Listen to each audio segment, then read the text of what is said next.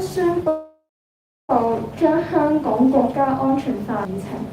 並以附件3嘅形式納入基本法，將高度自治嘅謊言一手撕破。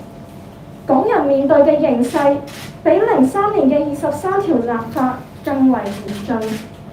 其一，國安法立法過程繞過本地所有嘅立法程序，內容全不經港人之手。國安法空降先例一開，未來任何惡法都可以用呢個方式加諸香港頭上。其二，參考澳門先例，澳門早喺2009年喺毫無預警之下，不管民間反對聲浪，強硬拋出23條立法，急急向中共表忠。立法後，即使11年嚟條文從來未被引用，此舉已經造成寒蟬效應，令到澳門公民社會一蹶不振。國安法一旦落實，香港高度自治承諾等同破碎，一國兩制將正式死亡，香港必成焦土。中共過去數十年來不惜犧牲人命、鉗制人民自由生活嘅權利同意志，都要達成君王式統治嘅野心。今日更加係直接破壞一國兩制、高度自治，令本港優勢面臨崩潰。琴日港元匯價已經即時下降50點子，恒指期貨更加係急跌近1000點，反映市場恐慌。中共寧願外商撤資，亦都一意孤行咁立法，正係因為過去1年香港人展現前所未有嘅公民反抗力量，撼動中共最着重嘅領土完整以及政權穩定性，先至急於要摧毀香港過去建立嘅核心價值，抹殺香港人共同建立嘅民族身份。再加上中共遭受武漢肺炎重創，主權不惜帶頭攬炒，以國安法作引子，全面高壓統治香港。如此撕破面皮，全而唔理會在港反共聲音，因此壯大，更加將強權嘅醜陋本質同狼子野心昭告天下。呢種不惜一切代價嘅醜陋手段，正就係香港正式攬炒嘅開端。中共是次手法直接粗暴，但亦都係錯判時勢。香港抗爭者主張先破後立嘅攬炒已經超過半年，如今亦有人喺有限下必須要積極向國際社會，尤其係商界以及以華爾街為首嘅金融界解釋中共強行喺港實施國安法，干預香港自治，對基於民間嘅勸喻外資加速從中國撤離，免遭共產同中共嘅不人道統治。國安法，美國將會作出強烈反應，喺中共毫不尊重法，檢視一國一制下香港獨立關稅區嘅地位，甚至取消香港關係法。而中國此舉亦都係違反咗中英聯合聲明中香港高度自治、權利同自由將會保留50年不變嘅承諾。我哋都聲明是否已經被嘅第二公民身份同埋居留權。在此，我懇請國際社會上嘅每一位，盡你嘅所能，為香港人嘅自由同人權作出呼救，令到國家元首同埋國際組織關注香港情況，香港先有希望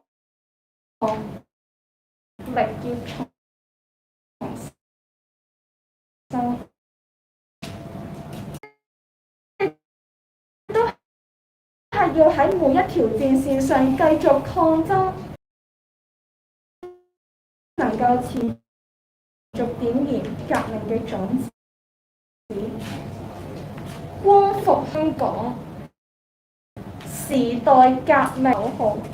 唯有我哋一整個時代嘅人寸步不讓、寸土必爭，先至能夠光復屬於我哋嘅香港。星星之火可以燎原，應承我，直到最後一刻都要一齊企香港人承諾高底線嘅承諾，我哋必定信守。Beijing's claim to impose its national security legislation onto Hong Kong practically shook the geopolitical ground last night. International observers, foreign officers, those who have been following the Hong Kong situation closely, and us as Hong Kongers despaired at the announcement. The death knell of the one country, two systems framework has rung officially, definitively, once and for all. This decree and its introduction are worse than how Article 23 could have been. It has completely bypassed the Hong Kong legislative process. This precedent unlocks a means for Beijing to voice any laws on Hong Kong, including Article 23. Former Chief Executive Mr. Edmund Ho Hao Wah, in a gig to display his loyalty to Beijing, forced Article 23 upon the city without any previous warning and despite continuous public dissent. Its enforcement allows the police to raid private premises without a search warrant from the court, based on international security grounds. Its mere existence has had a chilling effect on Macau's civil life and killed the vibrancy of Macau society. Exactly because of this ingenuity of the Hong Kong protesters and the resistance movements, the unprecedented power that we have harnessed, and the noise we have made on the international stage, the CCP now truly fears about the loss of the integrity of its territory and the stability of its regime. Over the past decades, the CCP has pressed its people the rights to live freely, their free will, and their civil liberties at the cost of human lives throughout history. The universal values that Hong Kongers have fought for with our own bodies stand in the way of the plan to actualize a modern monarchical regime. Hong Kong, unlike Macau, came into sharp international focus for its international relevance. All the stakes it holds as a global financial center and the strategic role it has in the trade war between China and the United States. The CCP itself is under a fair amount of attack from the global community for its responsibility for the development of the pandemic, as well as the country itself also suffers greatly from it. This makes it ever more imperative that it stabilizes sovereignty over its territory by starting to take down all threats its existence with an iron fist. Despite impending international sanctions and despite its potential fall alongside those it tries to bring down. The Citizen Press Conference also hereby solemnly declares the death of the high degree of autonomy promised, as Hong Kong would be but a piece of scorched earth under this national security decree. When the news broke yesterday at the NPC press conference yesterday, the Hong Kong currency value dropped by 50 cents. The Hang Seng Index also plummeted 700 points. This reflects how the news brought a panic attack on the financial market.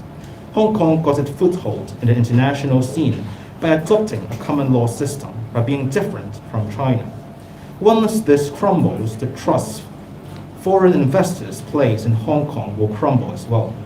Once they leave, Hong Kong will lose its competitiveness as a free and open economy. Universal values such as freedom and democracy are dying for air in little space that they have been scorched into by the CCP. The CCP is destroying everything Hong Kong was built upon and all that builds it, including the qualities that people embody and the ethnic solidarity. Who exactly does the flattened Hong Kong benefit? We would never know. This move of Beijing was cruel and untimely. The CCP circumvented the let go while presenting pretending that Hong Kong citizens didn't exist. And they took strides to assert the dictatorial hold on Hong Kong. They have acted like they have nothing to lose and nothing to hide. They no longer have any consideration for optics or morals, but expansionism and the engulfment of the rules-based international order. The lack of shame has made them unstoppable. But are they absolutely undefeatable? For months, Hong Kong protesters have stood by the philosophy to let Hong Kong burn to the ground along with the CCP, and then build it back up from its ruins without the CCP.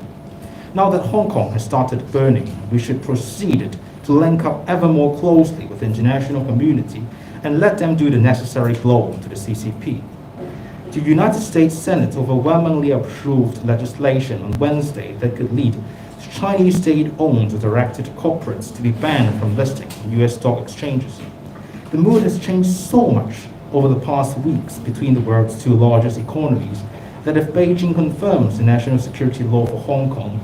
Kong might lose its special status with the US. This can turn everything into nothing financially for China. At a time when they need the Hong Kong market for the initial public offerings more than ever before, this would be the application of the if we burn, you burn with us sentiment that we have so anticipated. What we may do as locals will be to explain to Wall Streeters and the business world how the national security decree plunges the free market into the deep, that they would also fall victim to the CCP regime, and that this would hurt them more than losing trade links with China. The CCP brutal intervention of Hong Kong's autonomy is to be met with strong international resistance, notably pointed out by the US President Donald Trump that the US will react strongly if China continues with its plan on Hong Kong. The Citizen Press Conference welcomes reassessment of the Hong Kong separate customs territory and actions including but not limited to a wholesale repeal of the 1992 US Hong Kong Policy Act. Furthermore, we call for concrete actions from the global community as the CCP violates the Sino-British Joint Declaration, a UN-launched international treaty, still in effect but which the CCP claimed expired. In particular, as a signatory, the UK should actively explore options such as second citizenship and right to abode for British nationals, overseas passport holders, as well as to actively reflect the ground situation of Hong Kong to international organizations such as the UN. Living in a time when the CCP progressively infringes upon our freedom, we must not pretend that it is business as usual out there. Thinking that one can linger around and live under the CCP's inhumane authority. One country, one system is already upon us. This is the environment in which we will continue our resistance from now on, for which we must be prepared. Even if Hong Kong became fully swallowed by the communist China and we are all forced to flee, we must always remember that we are the people of freedom, and we will plant the seed of freedom wherever we roam, in whichever future that transpires. While our fear of the national security law is justified, one must remember that democracy never comes for free. We have seen how the Taiwanese did it on the long and enduring path in martial law era Taiwan. We have seen the sacrifice made by South Koreans in the countless blood spills during the Gwangju democratization movement. No one can make history on their own. Liberate Hong Kong, the revolution of our time, is more than a slogan. It encapsulates within the collective vision of how each and every one of us may finally live free without fear in Hong Kong, and this idea is bulletproof. For our children and their children, we must step up and fight back on every front and any means necessary. The light of the flame we start will propagate through time and space. Let's promise to each other that we won't back down until the last moment. The Citizen Press Conference promises all that as long as the last man is still standing, we will stand with you. So, soon enough, we will meet at the bottom of the pot. Mars free and triumphant when our city is finally free. Thank you.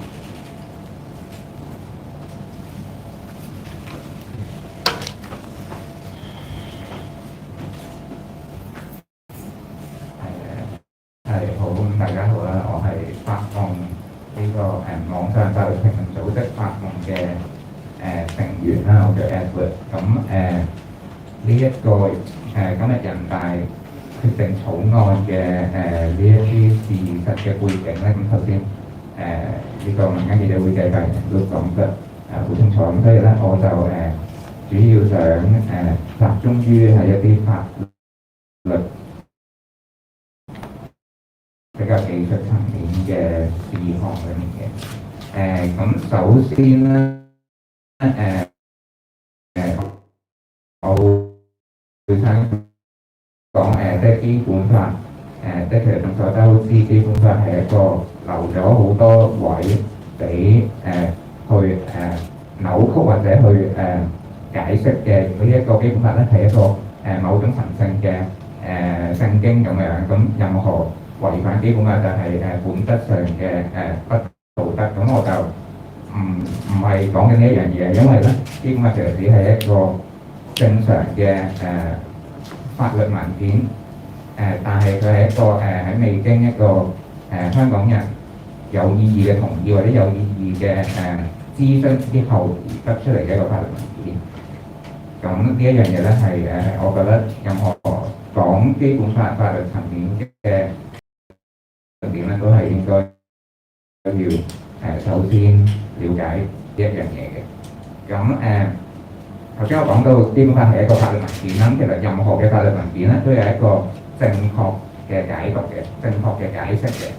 咁而呢個正確解釋嘅事實去作出嘅。咁我今日想講就係希望俾一個法律而頭先講啦係有啲技術性嘅一個框架去俾大家去理解呢一個人大或者人大常委另立國家安全法咧係應該點樣喺基本法嘅框架之中去解讀嘅。咁同埋點解呢一個中國政府咧係唔尊重佢哋自己本身係已經對佢哋非常有利嘅一個法律嘅文件，就係呢個基本法。咁我哋可以我主要想講翻呢個人大決定草案嘅第6段啦。咁其實佢就講緊佢會授權人大常委會去制定法律，去防範、制止同埋懲治任何分裂國家、顛覆國家政權、組織實施恐怖活動之類嘅危害國家安全嘅行為，同埋去禁止外國及境外勢力干預特區事務嘅。咁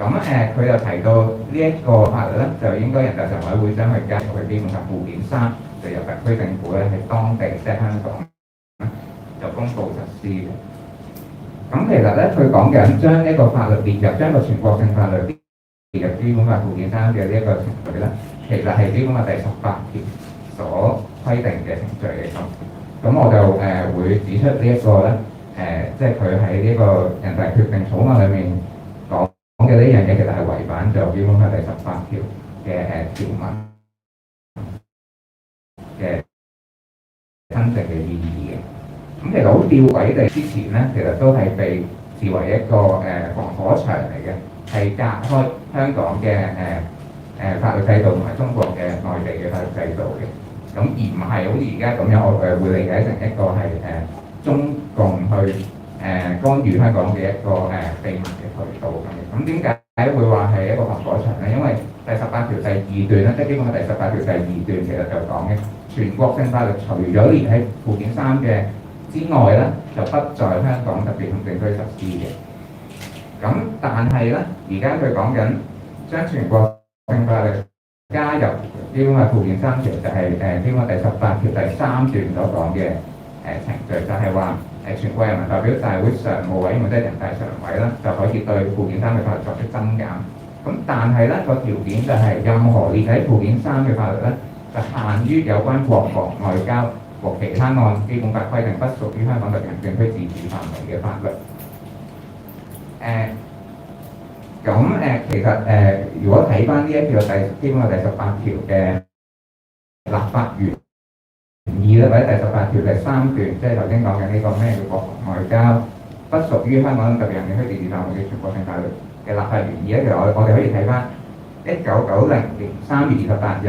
呢一個時任嘅中華人民共和國香港特別行政區基本法起草委員會主任委員姬鵬飛喺呢一個第7屆全國人大第3次會議上面咧，就基本法同埋佢裏面嘅附件所作出嘅説明嘅。咁佢就提到咧，其實係只有我引述少數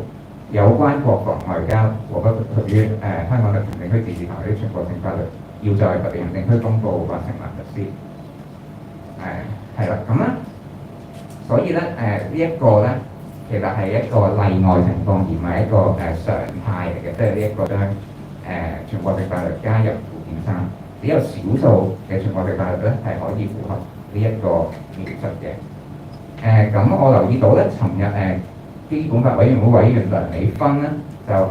同記者講咧，話其實基本法第18條實施國家安全法係一直可行嘅，只係政治上嘅判斷，覺得應唔應該咁樣做。咁佢就話咧，其實基本法第18條加入附件3嘅呢一個程序，係同基本法第23條自行立法嘅表述咧係冇衝突嘅，係可以我引述啦，佢話可以 overlap 嘅，可以互相補足嘅咁樣講。咁但係其實佢呢一個咧，就同佢自己喺2006年嘅一本學術著作裏面所提到嘅咧，就其實係有一個好大嘅分別嘅喎。喺2006年嘅一本書就係英文咧，佢就叫做 Hong Kong Basic Law Hybrid Common Law and Chinese Law 啦。咁佢就講到，除咗國防同外交之外，任何其他嘅全國性法律要喺香港實施嘅話咧，就一定要係唔脫離咗呢個香港嘅自治範圍之外嘅。咁而佢亦都提到咧，基本法第18條咧係已經窮盡咗，即係我哋英文所謂嘅 exhaustively 咁樣去講咗有啲乜嘢可以加入去基本法嘅附件3。咁所以我哋就要睇啦，到底呢一個國家安全法係唔係香港嘅自治範圍之內咧？如果係嘅話，佢就係唔可以加入去基本法附件3。咁所以就要睇翻呢個基本法第23條。咁頭先講到咧，國安法主要針對4類行為啦，一個就係顛覆國家政權啦、分裂國家啦、恐怖活動啦，同埋外部勢力嘅干預嘅。咁恐怖活動就係基本法第23條係冇涵蓋嘅。咁呢個我陣間可以再講。咁但係咧基本法第23條就係點樣講咧？佢就話香港特別行政區應自行立法禁止任何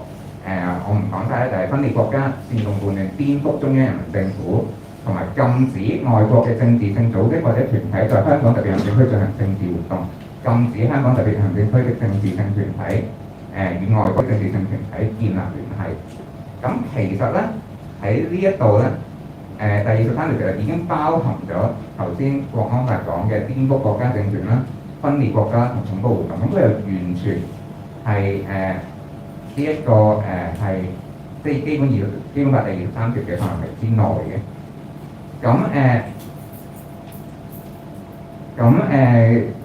之後咧就係呢個恐怖活動啦。咁其實咧我哋恐怖活動咧，通常咧喺國際人權法裏面或者國際法裏面咧，我哋就唔將佢視為係一個國家安全嘅問題，我哋多數係將佢視為一個公共秩序嘅問題嚟嘅。咁如果我哋睇翻呢一個國際法裏面嘅一個原則咧，一個人權法嘅原則咧，就係呢個所謂關於公民權利和政治權利國際公約的各項限制條款和克減條款的石拉庫澤原則咧，就即係應該係 Syracuse Principles 咧。佢其實就講到咧，只有喺保護國家存在或者領土完整或者政治獨立，以免於武力威脅嘅時候咧，先至係算係一個國家安全嘅問題嘅。咁呢一個Syracuse Principles 就亦都特別提到咧，國家安全係唔可以引用嚟去處理一啲只係喺本地或者零星對即係嘅暴力啦，或者對呢個公安構成影響嘅。咁其實本身分裂國家、顛覆政權，以至到外國勢力干預咧，